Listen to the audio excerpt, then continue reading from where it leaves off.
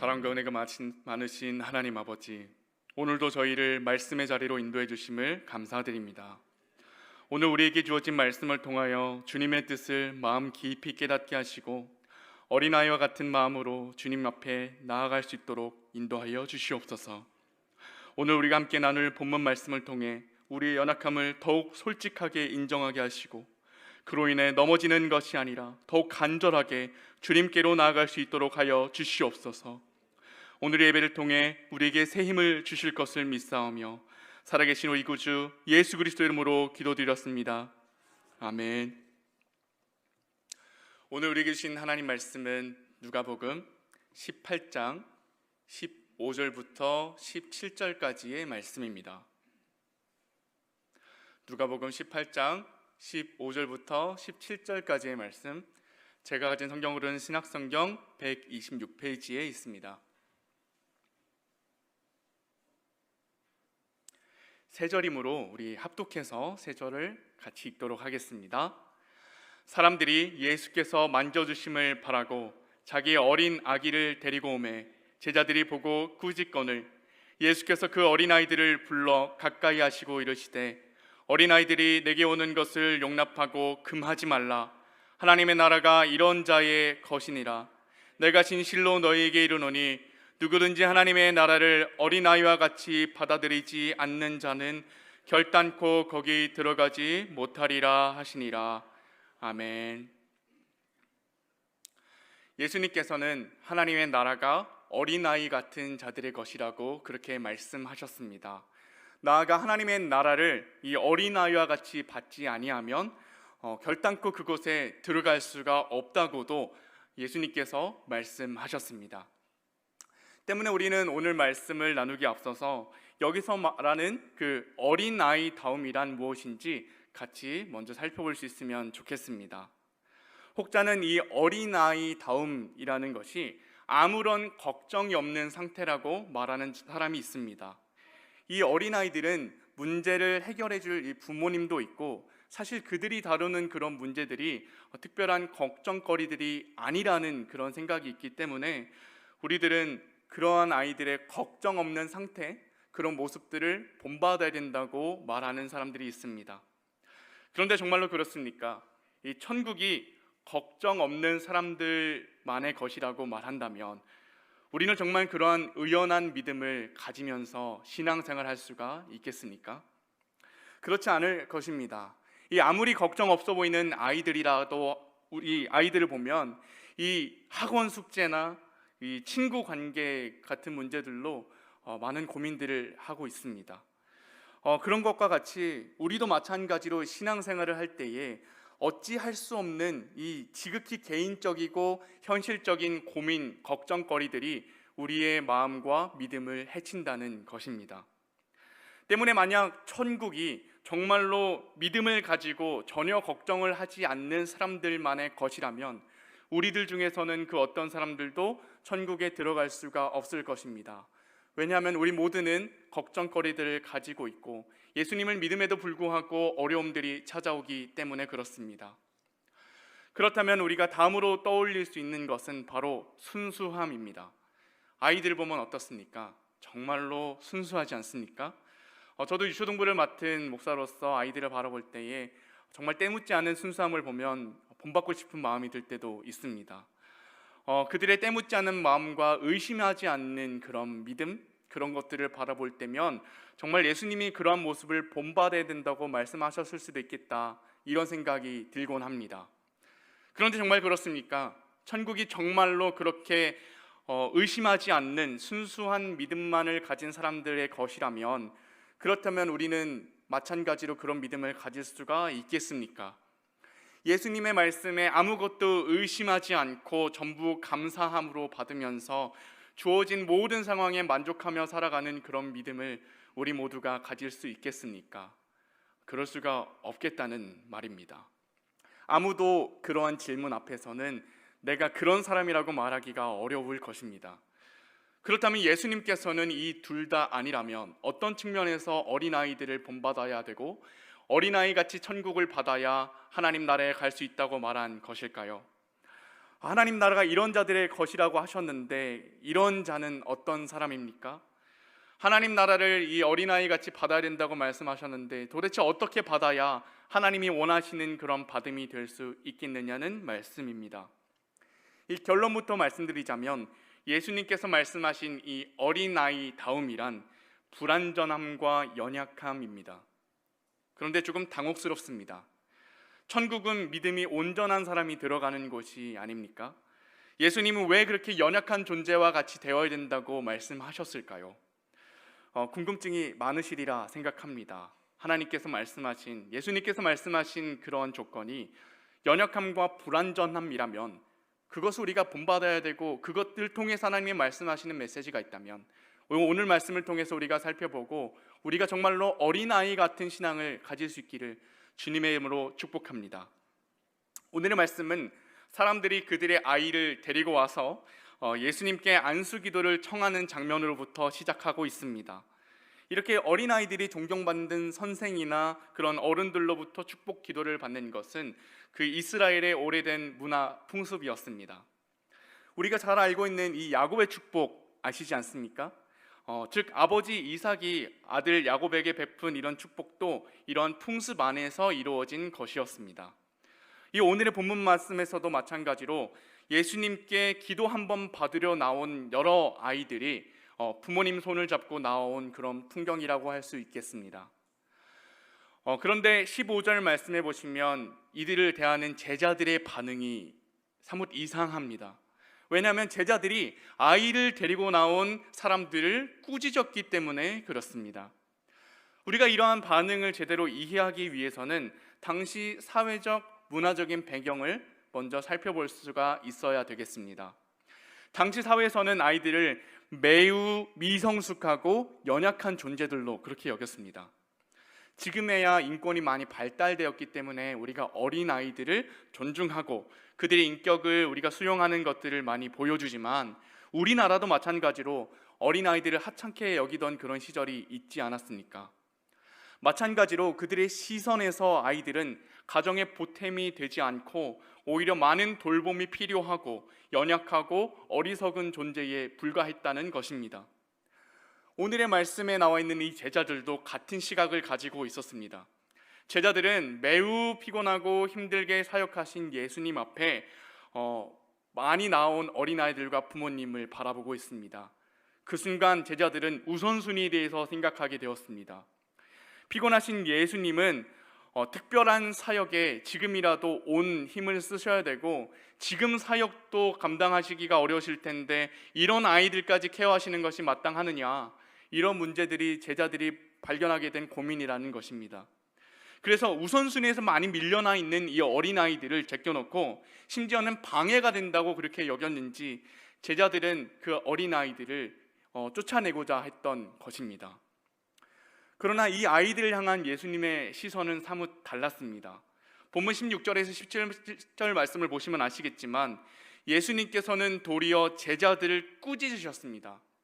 그리고는 이런 아이들이 오는 것을 용납하고 금하지 말라고 그렇게 말씀하고 계십니다. 그런데 그 다음 말씀이 더 중요한데 예수님은 하나님의 나라가 이런 어린 아이들의 것이며 아이들처럼 하나님 나라를 받지 않으면 결탄코 천국에 들어갈 수가 없다고 그렇게 말씀하셨다는 것입니다. 그렇다면 예수님께서는 어떤 의도에서 어린아이같이 되라는 말씀을 하셨을까요? 그것은 우리도 그렇게 연약하고 불완전한 존재임을 인식하라는 것에 있습니다. 이것을 다른 말로 하면 한 단어로 낮아짐입니다. 예수님의 제자들이 예수님을 따를 때에 어떤 태도로 따랐는지를 우리가 살펴보면 정말로 경악을 금치 않을 수가 없습니다. 요한복음 6장 26절 말씀을 제가 읽어드리겠습니다. 예수께서 대답하여 이르시되 내가 진실로 진실로 너희에게 이르노니 너희가 나를 찾는 것은 표적을 본 까닭이 아니요 떡을 먹고 배부른 까닭이로다. 이 말씀은 예수님께서 오병이어 사건 이후에 예수님을 따라온 무리들에게 하셨던 말씀이었습니다. 그러니까 이 무리들은 예수님의 기적과 예수님의 그런 놀라운 능력을 보고 따라온 것이지, 정말 예수님이라는 그 예수님의 십자가의 도와 예수님의 뜻을 따르려고 온 자들이 아니었다는 것입니다. 그들이 원했던 것은 육신의 떡이었고 예수님이 말씀하셨던 생명의 떡이 아니었기 때문에, 이런 예수님의 말씀을 들었을 때에 많은 이들이 다 떠나가고 오직 12명만 남게 된 것을 우리는 기억합니다. 그러나 남겨진 이 12명의 제자들도 마찬가지였습니다. 누가복음 9장 46절에서 48절 말씀을 제가 읽어드리겠습니다. 제자 중에서 누가 크나 하는 변론이 일어나니 예수께서 그 마음에 변론하는 것을 아시고 어린아이 하나를 데려다가 자기 곁에 세우시고 그들에게 이르시되 누구든지 내 이름으로 이런 어린아이를 영접하면 곧 나를 영접함이요 또 누구든지 나를 영접하면 곧 나를 보내신 이를 영접함이라. 너희 모든 사람 중에 가장 작은 그가 큰 자니라. 아멘. 제자들은 이 예수님 앞에서 매우 자주 큰 자 논쟁이라는 것을 하였습니다. 한마디로 이 12 제자들 중에 누가 더 예수님께 많은 인정을 받는 자인가, 누가 더 많은 그런 기적들을 행하고 더 큰 자인가를 가려내고자 했다는 것입니다. 그들이 이렇게 큰 자 논쟁을 했었던 이유는 그들의 목적과 희망이 예수님의 십자가의 도에 있었던 것이 아니라 세상적인 관점에 있었기 때문입니다. 이 눈치채신 분들도 있으시겠지만 예수님의 이 12 제자들 역시 예수님이 정치적이고 군사적인 메시아로 오셨다고 그렇게 생각했습니다. 그렇기 때문에 이들은 예수님이 로마의 압제로부터 이스라엘을 자유케 하신 이후에 누가 더 높은 자리로 임명될 것인가에 대해서 논하고 있었다는 것입니다. 그러나 예수님께서는 분명히 이렇게 말씀하셨습니다. 누가복음 14장 11절 말씀입니다. 무릇 자기를 높이는 자는 낮아지고 자기를 낮추는 자는 높아지리라. 여기에서 예수님의 관심이 명백하게 드러납니다. 예수님이 찾으시는 한 사람은 잘난 사람이 아닙니다. 완벽히 준비된 사람도 아닙니다. 심지어는 걱정이 없는 완벽한 믿음의 소유자나 순수한 믿음을 가진 그러한 초인도 아닙니다. 예수님이 찾으시는 한 사람은 연약한 사람입니다. 정확히 말하자면 자신의 연약함을 깨닫고 하나님께 온전히 의지하러 나온 사람입니다. 하나님, 저는 너무나도 부족합니다. 하나님 없으면 제가 한순간도 살 수가 없습니다. 저는 구원받을 자격이 전혀 없어서 주님의 은혜가 필요합니다. 하나님 도와주세요. 하나님 살려주세요. 이렇게 기도하는 한 사람을 하나님은 지금도 찾고 계시다는 것입니다. 우리의 연약함을 잘 알고 하나님 발밑에 바짝 엎드려 기도하는 그런 한 사람, 그 연약한 어린아이 같은 모습으로 나오는 그 한 사람은 하나님께서 지금도 찾고 계십니다. 하나님의 나라는 은혜를 구하는 자들의 것입니다. 자격 없는 죄인의 구원받을 수 있는 그런 유일한 이유는 자신의 처지를 잘 알고 겸손하게 그러나 간절하게 예수님께로 손을 뻗었을 때만 가능합니다. 12년 동안 혈루병 앓던 여인이 손을 뻗었을 때 그의 병이 나았습니다. 다윗의 자손 예수여, 그렇게 소리 지르면서 나를 불쌍히 여겨달라고 말했던 그런 바디메오가 눈을 뜨고 앞을 보게 되었습니다. 우리에게 중요한 것은 우리의 시선을 연약한 내가 아니라 온전하신 그리스도께로 옮기는 일이라는 것입니다. 이러한 사실은 우리에게 큰 용기와 희망을 불러 넣어줍니다. 왜냐하면 예수님은 자격 없는 그러나 겸손한 종에게서 은혜와 구원을 베푸시기 때문에 그렇습니다.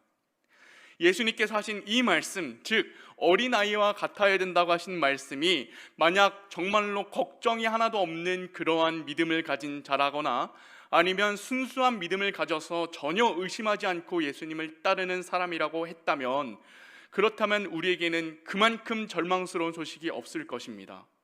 왜냐하면 우리에게는 현실적으로 그러한 믿음이 없기 때문에 그렇습니다.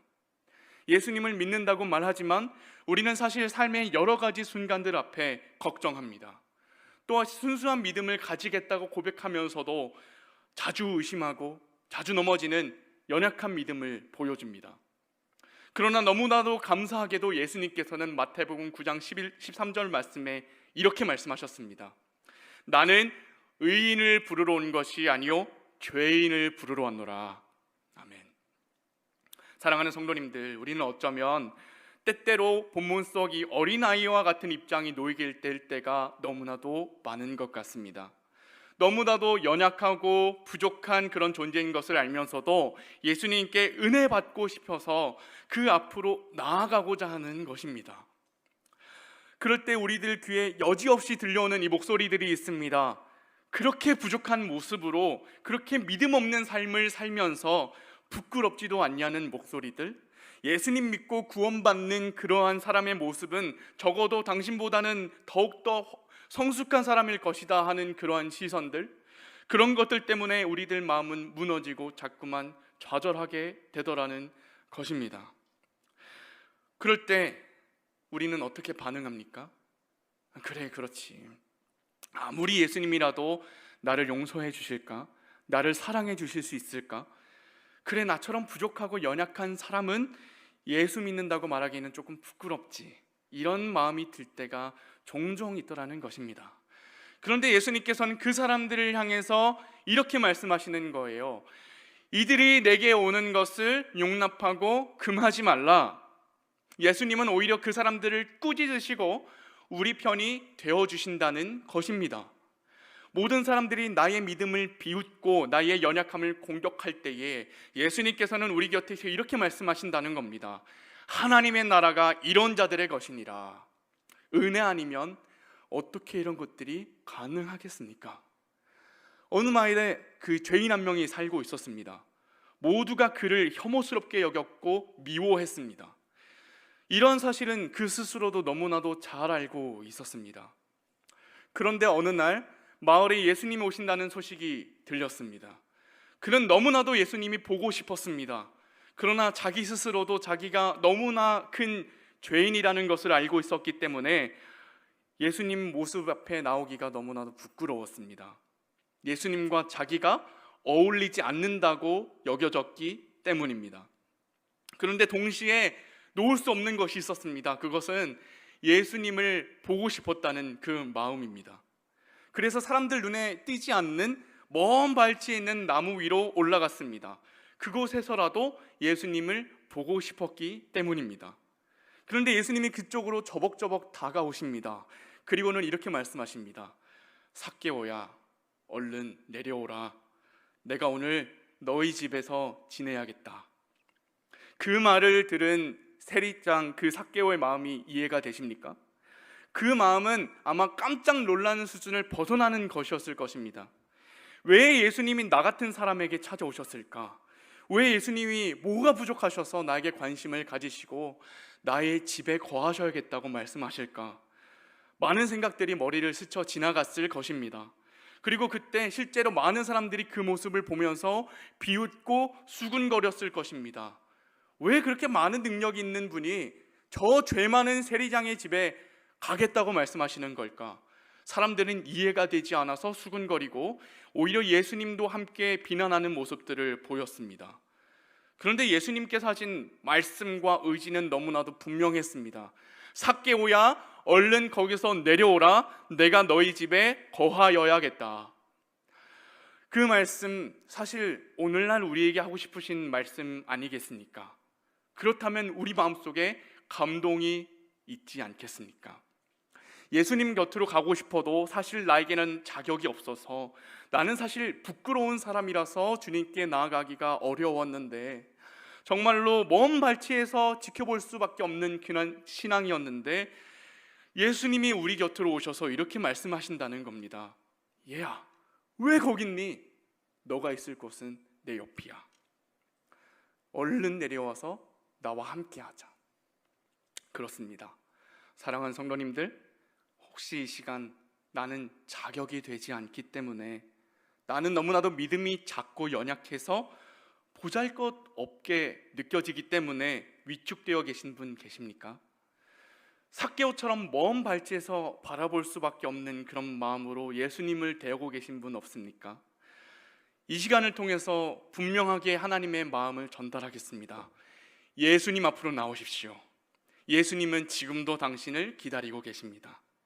돌아온 탕자는 망설였지만 그의 아버지는 오매불망 그 아들을 기다리고 계셨습니다.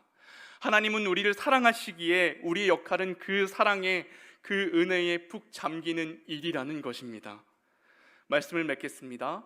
우리는 오늘 자격 없는 우리가 이 은혜로 구원을 받는 놀라운 원리에 대해서 함께 배울 수 있었습니다. 확인한 대로 우리는 분명히 연약합니다. 넘어지는 사람들이 맞습니다. 불완전합니다. 그렇게 역설적으로 하나님께로부터 도움을 받을 수가 있습니다.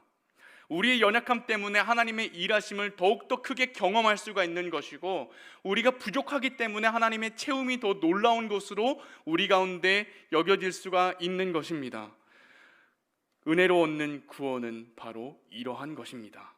그러므로 약할 때 우리의 강함이 되시는 하나님께 의지하며 더욱 겸손한 마음을 가지고 하나님과 매일매일 동행하는 저와 여러분들 되시기를 주님의 이름으로 축복합니다. 함께 오늘 말씀을 묵상하면서 찬양하기를 원합니다.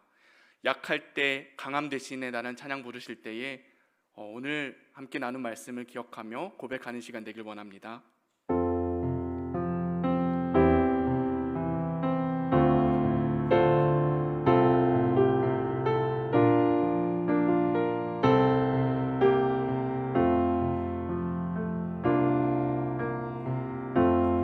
약할 때 강함 대신에 나의 보배가 되신 주 나의 모든 것,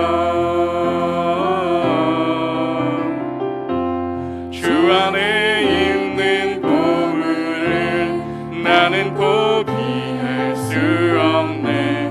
주 나의 모든 십자가 죄 사하셨네. 십자가 죄 사하셨네. 주님의 이름 찬양해. 주 나의 모든 것,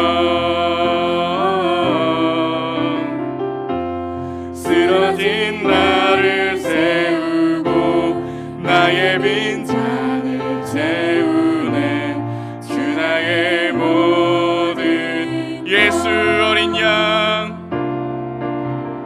예수 어린 양 존귀한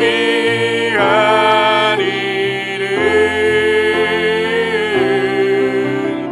예수 어린 양 존귀, 예수 어린 양 함께 찬양합니다. 예수 어린 양 존귀한 이름, 예수 어린 양 존귀한 이름. 함께 오늘의 말씀을 생각하면서 기도할 수 있도록 하겠습니다. 여러분들은 혹시 스스로의 연약함 때문에 시험에 빠져 주님께 나아오지 못하고 있지는 않았습니까? 나를 향한 주님의 능력을 나의 의심과 염려로 인해서 제한하고 있지는 않았습니까? 그렇다면 이렇게 기도합시다. 주여, 나를 불쌍히 여겨 주시옵소서. 이제는 나의 힘과 능력이 아닌 주님의 힘과 사랑을 힘입어 살아가게 하여 주시옵소서. 이런 고백을 담아서 약할 때 강함 되시는 주님을 향해 주님 찾고 기도합니다. 주여,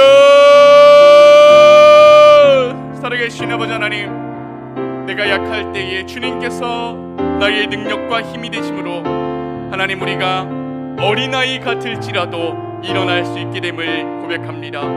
하나님, 진실로 우리의 사랑을 우리 삶 속에서 하나님과 동행함으로 고백하게 하여 주시고, 하나님의 인도하심이 우리의 삶을 바꿀 수 있을 만한 놀라운 능력이 있다는 것을 기억하게 하여 주시옵소서. 하나님의 동행하심이 연약한 그리고 위축되어 있는 나의 마음을 밝히고 나를 기다리셨던 주님을 발견할 때에 기쁨으로 하루를 다시 새롭게 살아갈 수 있다는 것을 기억하며 용기 내어 주님 앞으로 나아올 수 있는 우리 모두가 되게 하여 주시옵소서. 주님을 더욱더 사랑하는 우리 한 사람 한 사람이 되게 하여 주시옵소서.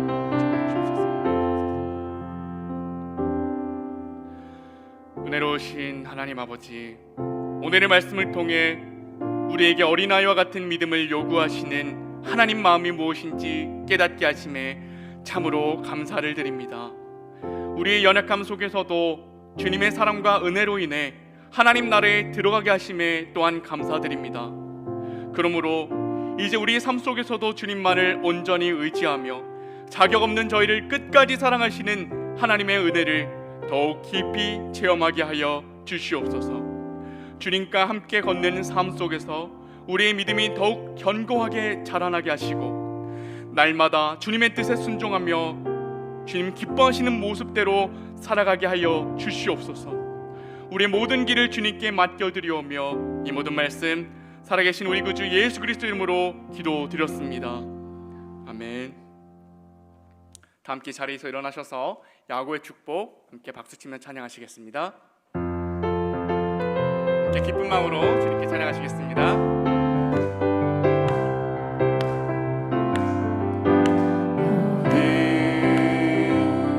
담장 너머로 뻗은 나무 가지에 푸른 열매처럼 하나님의 귀한 축복이 삶에 가득히 넘쳐날 거야. 너는 어떤 시련이 와도 능히 이겨낼 강한 팔이 있어. 전능하신 하나님께서 너와 언제나 함께 하시니. 너는 하나님의 사랑, 너는 하나님의 사랑, 아름다운 하나님의 사랑. 나는 널 위해 기도하며 내 길을 축복할 거야. 너는 하나님의 선물, 사랑스러운 하나님의 열매, 주의 품에 꽃 피운 나무가 되어줘. 축도합니다. 이제는 우리 주 예수 그리스도의 은혜와 하나님의 사랑과 성령님의 교통하심이 우리의 연약함을 온전히 깨닫고 겸손하게 주님의 사랑과 도우심을 구하며 매일매일을 은혜 가운데 살아가기로 결단하는 이 자리에 모인 모든 성도들에게 이제로부터 영원까지 함께 있을지어다. 아멘.